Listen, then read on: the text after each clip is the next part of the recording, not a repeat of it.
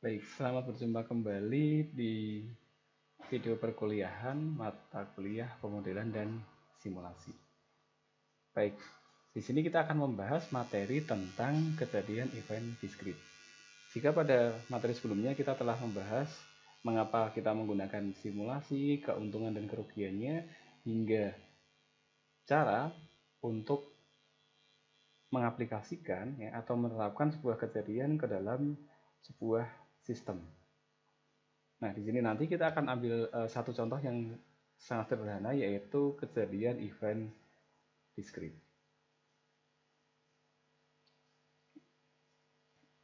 Baik, jadi sebelum kita membahas tentang materi, kita mengingat kembali bahwa secara garis besar sistem simulasi itu dapat kita bagi menjadi dua, yaitu dia yang sistemnya discrete dan juga kontinu. Ya, ketika sistem discrete, ya maka dia acuannya discrete ini adalah pada sebuah kejadian. Misalkan kita lakukan simulasi sistem antrian di swalayan atau perbankan. Nah, pada saat pukul 00, misalkan pukul 8 pagi dibuka, kemudian tidak ada nasabah, baru kemudian pada pukul 8 lebih 10 baru ada kejadian di situ. Nah, di situ akan dicatat oleh sistem bahwa kejadian pertama adalah 8.10, nasabah 1 datang, mengambil nomor antrian dan seterusnya hingga selesai. Nah, ketika ditanyakan bagaimana dengan 8.05, ya tentunya tidak ada kejadian apapun. Makanya di sini discrete itu adalah acuannya kepada sebuah kejadian atau event. Nah, kejadian atau event ini nanti dia akan merubah daripada sistem. Misalkan tadinya tidak ada nasabah, jadi ada satu nasabah. Ya, berbeda dengan kasus yang kedua, misalkan kita bahas contoh simulasi kontinu. Ya, pada simulasi kontinu kita bisa ambil contoh misalkan kejadian gerak benda jatuh bebas. Kita jatuhkan dari ketinggian 10 meter misalkan, kemudian pada saat waktu awal atau T0 kita lepaskan, anggaplah dalam 3 detik dia turun ke tanah. Nah, maka di situ kita bisa amati. Saat 0,1 detik dia berada di ketinggian berapa? Saat setengah detik ketinggiannya berapa? Kemudian saat 1 detik hingga saat menyentuh tanah, yaitu detik ke-3. Artinya acuan utamanya adalah waktu. Jadi kejadian atau perubahan posisi dari benda tadi, ya, dari ketinggian awal 10 kemudian ketinggiannya terus turun ke bawah, itu akan tercatat setiap waktu. Beda dengan discrete, ya.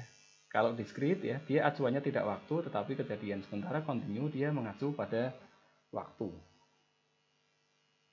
Baik, kita langsung ke definisi sederhana, yaitu sistem discrete dianggap atau dipresentasikan sebagai sebuah keadaan. Nah, kemudian kejadian itulah nanti, ya, yang membuat sistem itu berubah. Misalkan dalam sistem perbankan, maka kejadian yang dimungkinkan adalah misalkan nasabah datang, nasabah mengantri, nasabah pergi ke teller atau customer service. Setelah itu nasabah pergi.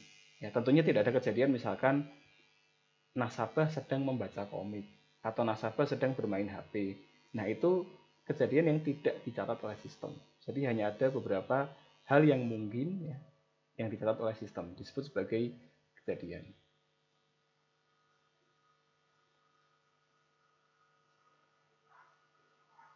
Baik. Nah, selanjutnya kita akan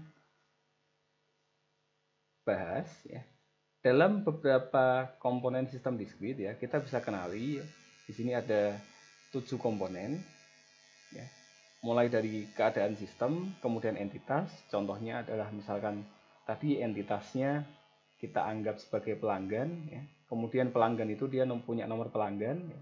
Contohnya sebagai atribut, ya. Tadi kita punya misalkan keadaan sistem, ya, misalkan dia apakah idle atau busy atau sibuk misalkan. Atau kemudian entitasnya kita anggap sebagai pelanggan atau customer. Lalu atributnya, ya, nomor antrian misal, kemudian kejadiannya adalah datang, ya, dan juga pergi. Kemudian di sini ada aktivitas, misalkan dia dari waktu datang, kemudian dia tidak langsung ke sistem. Nah, dalam perbankan tadi misalkan sistemnya adalah teller dan customer service yang melayani nasabah. Nah, tunda ini ya, dia akan berubah menjadi aktivitas ya ketika satu kejadian yang lain sudah selesai. Kita ambil contoh. Misalkan ada nasabah satu datang, anggap tellernya cuma satu. Kemudian saya sebagai nasabah kedua datang. Ya. Tadi nasabah pertama, karena dia sebagai nasabah pertama, dia masuk tidak ngantri, langsung mengalami aktivitas. Aktivitasnya misalkan menyetorkan uang atau konsultasi dengan customer service. Sementara saya, karena di situ saya pelanggan kedua, sementara pelanggan pertama masih berada di teller atau customer service, saya menunggu. Nah, selama menunggu saya belum mengalami kejadian apapun ya. Saya hanya belum mengalami aktivitas apapun. Saya hanya mengalami satu kejadian yaitu datang. Saya datang, setelah itu saya mengantri sehingga saya masuk ke dalam delay. Kemudian anggaplah nasabah satu sudah pergi, ya, maka ada kejadian pergi, lalu ada aktivitas dari saya. Saya datang ke teller, saya menyetorkan uang dan seterusnya. Sehingga yang tadinya saya menunggu, saya berubah menjadi bertemu dengan teller. Nah, itu yang disebut sebagai sebuah kejadian. Ya, jadi tunda itu adalah kejadian yang belum terlaksana ya. Dalam sistem bank tadi misalkan kita ngantri. Nah, di sini ada tambahan yaitu clock ya, kita bisa gunakan untuk mengukur kinerja sistem. Nah, contoh di sini dalam sistem poliklinik variabelnya bisa jumlah dokter, jumlah pasien, entitasnya pasien dokter, atributnya nomor ID dan nomor ID pasien dan dokter. Kejadiannya adalah mulai memeriksa dan selesai memeriksa seperti tadi saya mulai datang, kemudian atau mulai masuk ke sistem, setelah itu saya pergi ya atau selesai berurusan dengan sistem. Kemudian aktivitasnya adalah periksa ya, dokter memeriksa, saya diperiksa. Nah, misalkan ada antrian, dokter sedang menangani pasien sebelum saya, maka saya masuk dulu ke dalam antri. Setelah nanti pasien yang sebelum saya mengalami kejadian selesai diperiksa, ya, maka saya akan berubah dari menunggu diperiksa, maka saya akan diperiksa, ya, melalui aktivitas dokter memeriksa pasien. Ya, ada juga di stasiun pengisian BBM, kita bisa lihat contohnya di sini. Ada kejadian datang dan pergi kendaraan. Kendaraan datang, ya, misalkan dia datang, kemudian dia antri dulu. Nah, misalkan di sini pelanggannya pergi. Ya, ini datang, kemudian setelah itu antri. Anggaplah pelanggan ini dia pergi, meninggalkan sistem, maka dari antri saya jadi mengisi BBM. Ya, kembali lagi mengingatkan tunda itu adalah aktivitas yang belum terlaksana. Baik, kita akan ambil contoh sederhana saja, yaitu ada 10 buah data. Di sini kita ambil angka acak ya. Kemudian kita simulasikan dengan angka random, yaitu jeda antar nasabah. Nah, kita baca seperti ini. Nasabah pertama waktu antar kedatangannya 0. Nah, kita anggap bank itu buka pada detik 0 ya. Ya, maka nasabah ini tentunya dia datangnya juga menit ke 0 ya. Karena begitu bank dibuka, dia sudah berada di depan bank, begitu bank dibuka langsung dia ketemu dengan teller atau CS. Dia langsung masuk ke sistem, mengalami kejadian ya, yaitu dilayani oleh teller atau si customer service ya yang melayani si nasabah tadi. Kemudian ada jeda kedatangan 8 menit, maka di sini nasabah kedua dia datang adalah 0 ditambah 8. Ya, sama dengan 8 menit. Nah, pada menit ke-8 pelanggan kedua datang. Nah, apakah pelanggan kedua ini ngantri atau tidak? Nah, kita bisa lihat. Waktu pelayanan nasabah 1 hanya 4 menit. Maka nasabah 1 pasti selesai di menit 4. Padahal nasabah 2 baru datang di menit ke-8. Artinya nasabah kedua ini dia tidak perlu ngantri. Karena saat dia datang, sistem atau si teller atau CS tadi dia sudah kosong selama 4 menit. Nah, berlaku pula untuk nasabah berikutnya. 8 tambah 6 kita dapat dia datang pada menit ke-14. Nah, untuk lebih mudahnya, kita bisa hitung waktu kedatangan. Bedakan waktu antar kedatangan ya. Yang tadi di sini kita ambil 0, kemudian di sini kita tambah, kemudian sama dengan 8, kita tambah lagi dengan 6, ketemu ya, sama dengan di sini adalah 14, dan seterusnya. Hingga kita peroleh waktu kedatangan seperti ini. Nah, ini adalah disimulasikan dengan bilangan acak ya, angka ini random atau acak untuk mensimulasikan bagaimana ketika nanti ada kejadian, misal nasabahnya datang dalam waktu berdekatan atau nasabahnya dia datangnya lebih jarang. Kaitannya adalah bagaimana kebijakan dari si perbankan. Apakah dia perlu menambah teller, mengurangi teller? Kalau ada nasabah mengantri, apakah dia perlu menyediakan kursi? Kalau perlu menyediakan kursi, kira-kira berapa? Nah, itu bisa dihitung dari jumlah antrian maksimal yang pernah terjadi. Ya, jadi nanti pada video ini dan yang video selanjutnya kita akan membahas tentang contoh-contoh tersebut.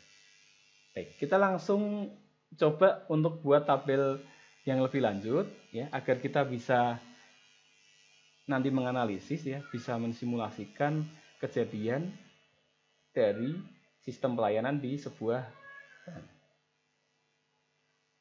Baik, kita bisa isikan di sini misalkan waktu pelayanan itu adalah 4 menit, waktu kedatangannya 0.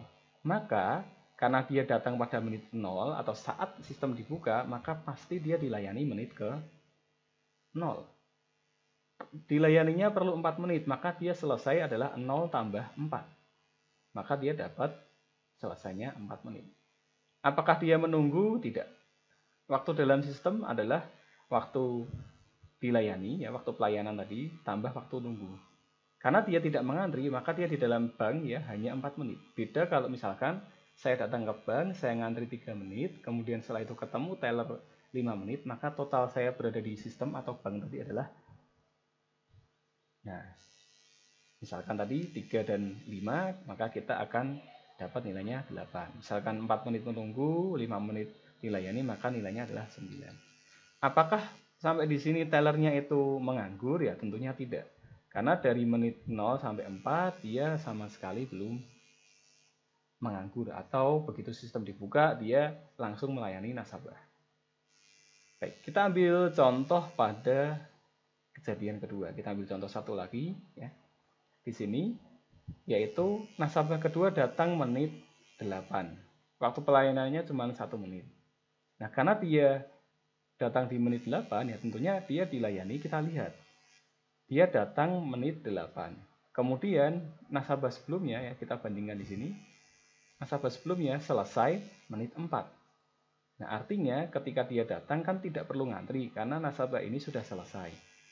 Beda misalkan di sini anggap selesainya 14 menit. Maka dia datang menit ke-8, dia tidak bisa dilayani karena si teller lagi melayani sampai menit 14 misal. Maka dia baru dilayani menit 14. Nah, tapi kejadian di sini dia datang menit 8, sementara sebelumnya selesainya adalah menit 4, maka dia akan dilayani menit 8. Ya, persamaannya gampang, kita akan lihat angka terkecil dari waktu selesai sebelumnya dan waktu kedatangan saat ini. Nah, lalu waktu selesai dilayani ya kita tinggal tambahkan ya, waktu mulai dilayani dengan waktu pelayanan. 8 tambah 1 ketemu 9. Apakah dia menunggu? Tidak. Berapa lama dia di dalam sistem? Ya, adalah waktu pelayanan ditambah waktu menunggu. 1 tambah 0, 1. Kemudian apakah teller ini nganggur? Nah, ini kita bisa dapatkan yaitu waktu kedatangan saat ini dikurangi waktu selesai sebelumnya. Mengapa? Karena dari menit 4 nasabah 1 selesai. Baru menit 8 nasabah 2 datang. Artinya teller ini nganggur 4 menit. Sehingga nanti kita bisa evaluasi kalau tellernya kebanyakan nganggur maka seperti apa. Atau ketika waktu ngantrinya lebih banyak lagi seperti apa.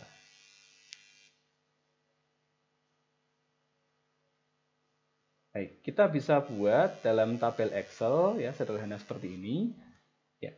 Waktu kedatangannya tadi ya 8, waktu mulai dilayani 8, waktu selesai di sini adalah 19. Maaf, kita ganti angka ini ya supaya sesuai dengan angka yang di sini. 41432. Kita ganti 41432. Kemudian kita ganti 41432, 45453. 45453. Baik, sehingga tadi dia selesai dilayani menit ke-9. Kita bisa lakukan untuk yang nasabah ketiga. Ya, ternyata belum ada waktu antri ya, karena nasabah sebelumnya selesainya, perhatikan ya, persamaan di sini ya. Selesainya dia adalah menit 9, waktu datangnya menit 14. Maka kita bisa dapat di sini ya, persamaannya bisa kita lihat nilai maksimal antara waktu selesai dilayani sebelumnya dan waktu kedatangan nasabah sekarang. Baik, kita langsung coba untuk data berikutnya. Nah, kejadian unik muncul di sini. Perhatikan di bagian ini. Ya, khususnya ini.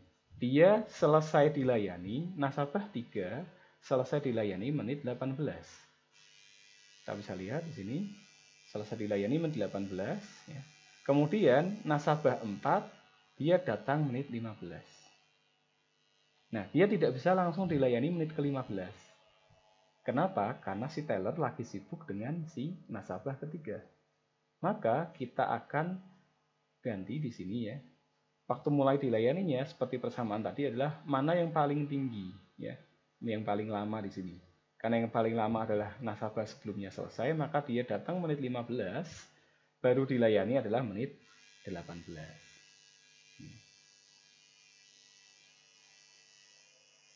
Nah, selesai dilayaninya kapan ya? Waktu dilayani ditambah waktu pelayanan. Kita bisa lihat 8 tambah 3 sama dengan 21 di sini.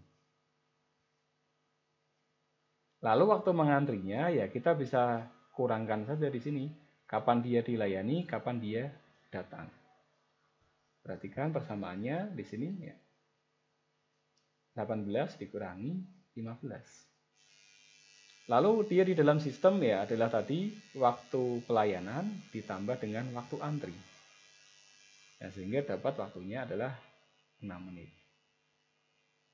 Nah, apakah tellernya nganggur lagi? Ya tentunya tidak ya, karena dia selesainya menit 18, sementara tadi ya ada nasabah antri di sini.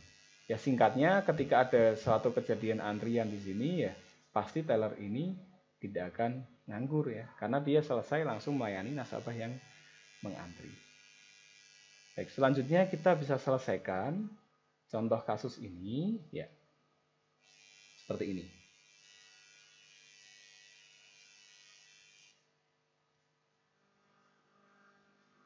Dari simulasi ternyata kita dapati bahwa sistem itu berjalan, misalkan dia melayani selama 35 menit. Kita bisa perhatikan di sini ya, dia melayani selama 35 menit. Sementara waktu dalam sistem atau waktu bank berjalan itu adalah dari pertama kejadian customer 1 sampai customer 10 itu adalah 44 menit. Berarti si teller ini nganggurnya berapa lama ya? Tentunya nganggurnya adalah waktu sistem dan waktu dia melayani. Kita bisa ambil contoh ya, misalkan waktu pelayanannya adalah 35, kemudian waktu dalam sistemnya totalnya adalah 44. Kemudian kita akan coba bandingkan ya. Misalkan waktu teller idle-nya totalnya ada berapa di sini? Ada 18 menit. Nah, sementara kita lihat terakhir kali dia melayani di sini dia adalah menit ke-53. Berarti sistem baru berhenti menit 53. Baik, kita akan perhatikan angka-angka ini terlebih dahulu. Baik. Sistem berjalan selama 53 menit. Ini 53. Ya. Sementara dia hanya melayani 35 menit. Maka ini harus cocok dengan waktu teller nganggur, yaitu 18 menit. Perhatikan di sini 53, ya, di sini kita kurangi dengan 35. Ya. Jadi dia selesai melayani nasabah terakhir menit 53. Setelah dicek ternyata dia hanya melayani 35 menit. Artinya nganggurnya dia ya tepat sekali di sini adalah 18 menit.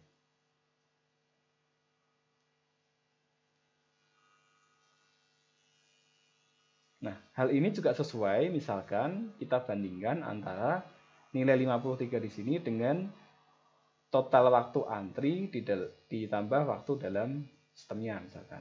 Ya. Nah, dari nilai-nilai tersebut, maka kita bisa membuat satu sistem atau satu perhitungan tersendiri untuk mengevaluasi suatu hal. Contoh, misalkan, ternyata nganggurnya teller ini saya ingin tahu, dia nganggurnya berapa persen.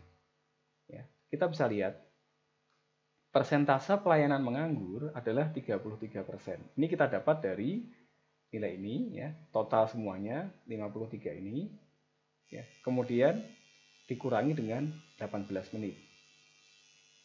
Kemudian dibagi dengan nilai 53 tadi ya, 18 dibagi dengan 53 tadi. Maka dapat, oh ternyata teller saya nganggurnya hampir sepertiga atau lebih dari sepertiga waktunya. Kalau seperti itu, apa yang perlu dilakukan? Apakah mempromosikan produk bank lebih banyak lagi supaya nasabah lebih datang banyak dan si teller kerjanya lebih optimal, tidak terlalu banyak nganggur? Atau kita bisa evaluasi misalkan, ternyata waktu antrinya 9 menit. Dari rata-rata misalkan orang dalam sistem 44 menit. Nah, kita bisa ambil contoh di sini.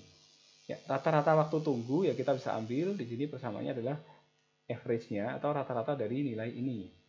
Ternyata rata-rata waktu ngantrinya cuma 0,9 menit atau sekitar 54 detik.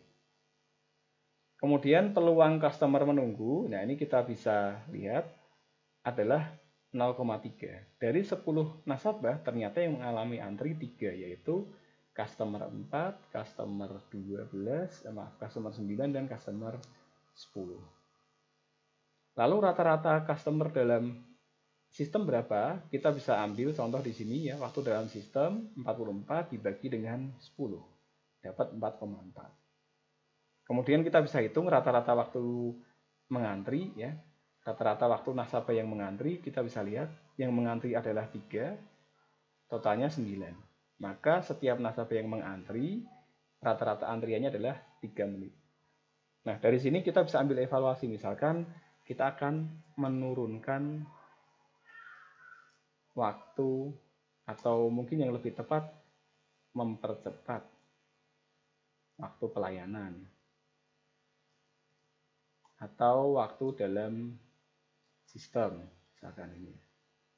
Nah, misalkan kita perlu melatih teller lebih tangkas lagi, memberikan pelatihan yang sejenisnya. Nah, ini adalah nanti kebijakan yang bisa diambil oleh pihak terkait. Nah, tugas kita dalam mata kuliah pemodelan simulasi, karena kita adalah orang IT, orang ilmu komputer dalam membangun sistem, adalah menampilkan informasi yang dibutuhkan dari satu perbankan misalkan, atau dari satu sistem atau dari instansi. Misalkan dia ingin mengevaluasi teller, maka kita sarankan, oke, kita akan buat tabel seperti ini. Ini tidak perlu, ini harus ditambahkan, ini harus dihilangkan, dan seterusnya. Sehingga nanti bagian manajerial bisa langsung melihat angka-angka ini. Ya, tanpa dia harus belajar lebih lanjut tentang pemrograman. Ya, jadi tujuan dari mata kuliah ini, seperti yang dijelaskan di awal, kita akan memodelkan kejadian ke dalam sistem. Sehingga nanti pihak terkait yang menggunakan sistem kita bisa membuat suatu kebijakan yang tepat. Ya, contohnya tadi, tellernya menganggur terlalu banyak, sementara di sini pelayanannya lama. Apakah kita ambil kesimpulan tellernya memiliki kinerja yang rendah? Ya, mungkin seperti itu berada di luar kapasitas kita, karena kita hanya bertugas untuk menganalisis sistem, menangkap variabel, membuat model, kemudian menyajikan hasilnya dalam sebuah sistem atau program seperti ini. Selanjutnya pengambil kebijakanlah atau orang yang menggunakan program atau sistem kita yang akan bertindak. Baik, nah ini adalah contoh yang sebelumnya ya. Kita bisa amati, ya clocknya adalah 53 menit. Ternyata dari sini yang dia melayani hanya 35 menit. Nganggurnya 44 menit. Rata-rata nasabah dalam sistemnya adalah tadi ya 44 bagi 10, 4,4. Apakah terlalu lama ketika seorang nasabah itu berada 4 menit di dalam sistem? Ya itu nanti kebijakan yang lebih lanjut. Ya, ini adalah contoh bagaimana kita menganalisis atau menampilkan hasil dari sebuah simulasi. Apa yang perlu ditampilkan? Ya, bergantung dari siapa yang ingin kita bangunkan sistem atau pihak mana yang akan menggunakan sistem kita. Nah, di sini maka keahlian kita diminta untuk bisa menangkap keinginan si orang yang ingin kita buatkan sistem ya atau klien kita, kemudian kita tampilkan dalam tampilan sesederhana mungkin ya, semudah mungkin difahami oleh mereka karena mereka bukan orang-orang yang paham tentang pemrograman ya, tentang bidang IT. Maka nilai-nilai ini nanti akan membantu mereka dalam membuat suatu kebijakan contohnya. Baik. Nah, untuk pertemuan kali ini atau materi kali ini kita akan selesai sampai di contoh yang sebelumnya yaitu model sederhana tentang sistem antrian di bank. Pada video sebelumnya ya kita akan membuat satu model lagi yang dimana di situ kita bisa menghitung total antrian bersama yang paling banyak itu berapa. Misalkan dalam satu waktu ada 5 orang mengantri. Nah kalau di model sebelumnya ini kan kita tidak bisa tahu, kita hanya tahu orang itu mengantri. Tetapi kita tidak bisa tahu dalam waktu tersebut ada berapa orang yang mengantri. Misalkan pada waktu tersebut, misalkan menit ke 70, ada 7 orang mengantri. Nah, lalu apa yang bisa diambil oleh pengguna sistem ya atau klien kita tadi? Ya tentunya dia bisa mengambil kebijakan seperti ini. Oke, berarti jumlah kursi di dalam bank harus saya buat atau saya sediakan minimal 7. Misalkan ditambah 1 untuk cadangan. Berarti setidaknya dia menyediakan 8 kursi antrian. Ya, karena kalau kurang, maka nanti akan ada nasabah yang berdiri. Kalau berlebihan, ruangannya menjadi sempit dan biaya tentunya akan besar juga. Baik, jadi sampai jumpa di video berikutnya. Kita akan pelajari lagi ya, satu aplikasi model DS yang sedikit lebih kompleks dari contoh yang kita bahas pada video kali ini. Baik, sampai di sini pembahasan kita ya. Sekian dan terima kasih.